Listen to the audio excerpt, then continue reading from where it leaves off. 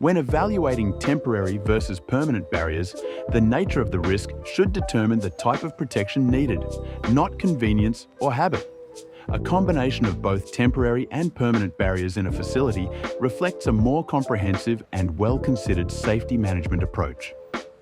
Permanent barriers take a reactive approach to safety. They provide essential, consistent, and non-negotiable long-term protection in high-risk areas. Often used to establish segregation between pedestrians and vehicles, permanent safety barriers such as guardrail, industrial gates, and machine guarding help to mitigate risks and reduce damage caused by vehicle collisions. Temporary and removable safety barriers take a proactive approach to managing workplace behaviour in real time.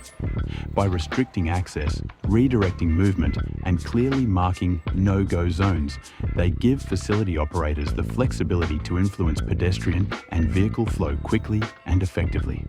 The real value of temporary barriers lies in their ability to adapt instantly to changing operational conditions while keeping workers safe. A combination of both temporary and permanent barriers in a facility reflects a more comprehensive and well-considered safety management approach. At Barrier Group, the focus is on designing fully integrated safety systems that hold up under real-world pressure, not just inspection. That means working with clients to understand how their facilities actually operate and where both permanent and temporary barriers are best suited.